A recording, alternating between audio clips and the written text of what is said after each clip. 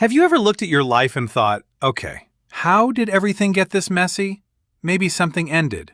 Maybe you lost someone. Maybe your plans completely fell apart. And now you're standing in the middle of the mess thinking, where do I even start? Here's the good news. God can rebuild what looks completely broken. That's exactly what we see in the story of Nehemiah. Jerusalem was basically a disaster zone. The walls were broken, the gates were burned, and the people were discouraged. But Nehemiah didn't just sit there staring at the rubble. He had a blueprint.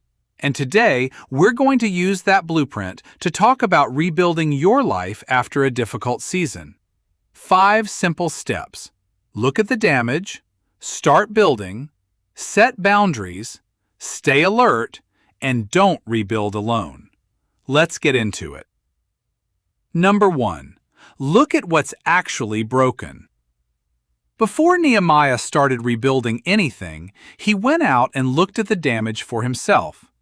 Nehemiah 2:13 says he went out at night and inspected the broken walls and burned gates. Basically, Nehemiah said, "Let me see how bad this really is." And honestly, that's something many of us don't like doing. We'd rather close our eyes and say, "Everything is fine." Meanwhile, everything is definitely not fine. You can't rebuild something you refuse to inspect. Sometimes the damage isn't just what happened to you. It might affect your confidence, your routines, your relationships, your trust, or even how you see yourself.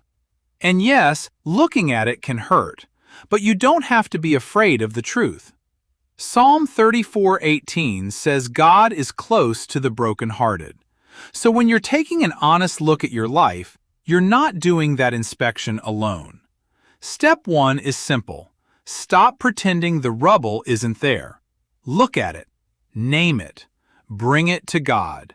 Then you can start rebuilding. Number 2. Start building, not just grieving. Now here's where Nehemiah's story gets interesting. He didn't inspect the damage and then say, "Well, that's terrible. Guess we're going home." Nope.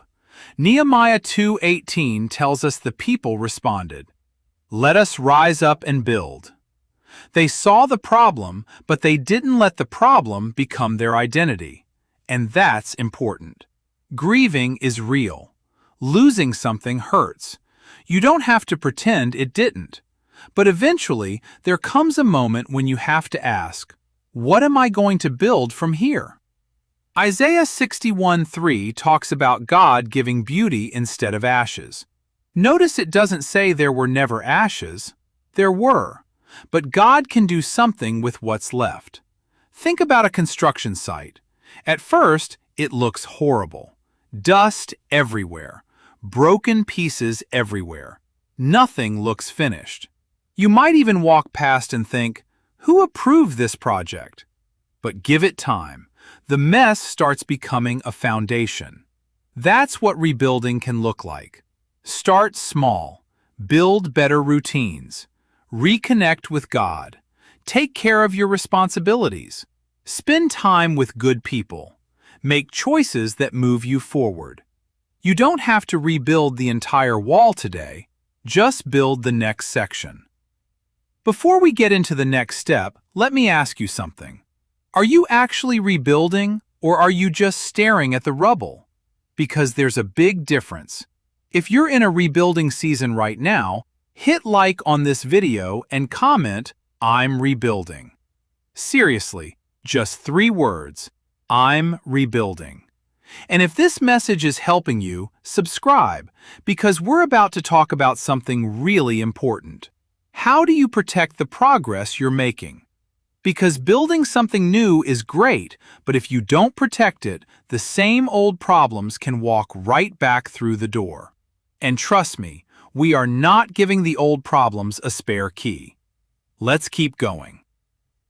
Number 3. Set real boundaries. Now, here's something Nehemiah understood very quickly. Rebuilding is one thing.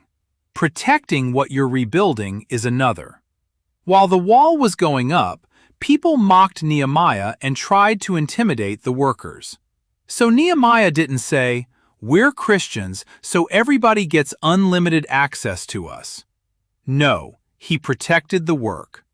Nehemiah 4:6 says the people kept building because they worked with all their heart. And that matters for us too. When you're rebuilding your life, you need boundaries. You need to know what drains you, who constantly pulls you backward, what habits make you weaker, what situations keep reopening old wounds, what thoughts always show up when you're finally making progress. You don't need to answer all of those today, but you should start noticing the patterns.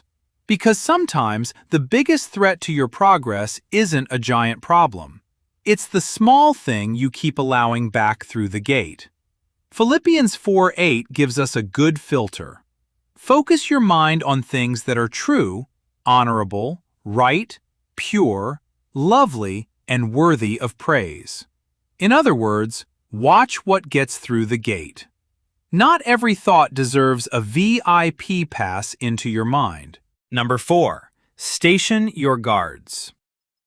One of my favorite parts of Nehemiah's story is Nehemiah 4:9.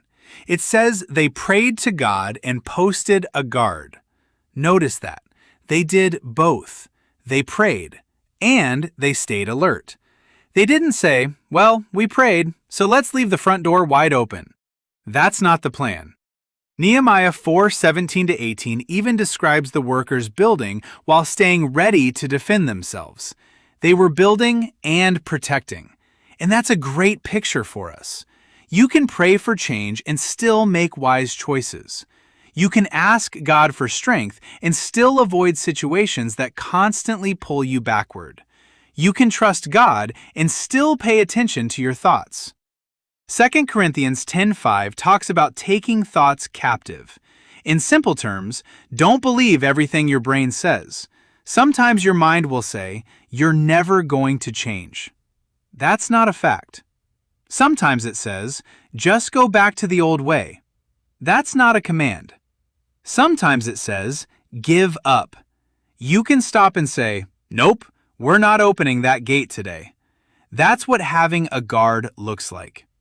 But here's the thing. You shouldn't have to stand guard over your life completely alone, which brings us to the final step. Number 5. Keep going with people around you. Nehemiah didn't rebuild the wall by himself. Families worked on different sections.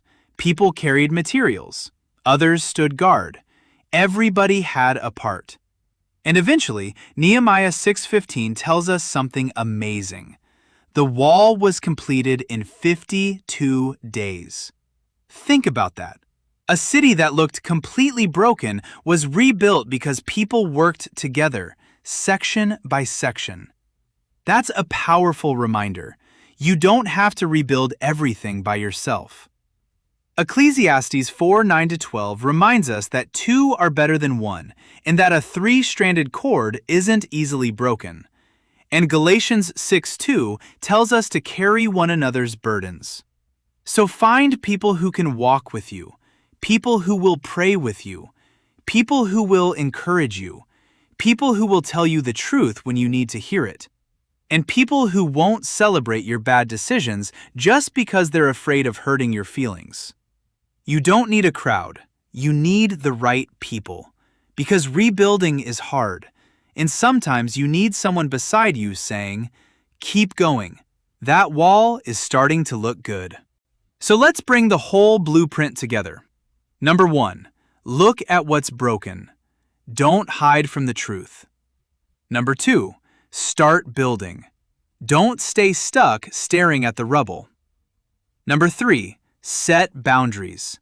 Protect what you're rebuilding. Number 4, station your guards. Pray, stay alert, and don't let every thought run your life. Number 5, don't rebuild alone. Let good people walk with you. Because the rubble isn't the end of your story. It may simply be the place where the next chapter starts. The wall didn't go up in one giant miracle moment. It went up stone by stone. And maybe that's how your rebuilding will happen too. One decision, one prayer, one healthy habit, one boundary, one day at a time. So here's my question for you. What's the first wall you're rebuilding this week? Your faith? Your discipline? Your peace? Your relationships? Your future? Whatever it is, don't worry about rebuilding the entire wall today. Just build the next stone. If this message spoke to where you are right now, like the video, subscribe, and share it with someone who might need this reminder. Because what looks like rubble today doesn't have to stay rubble. God can rebuild it, one stone at a time, one guard at a time, one day at a time.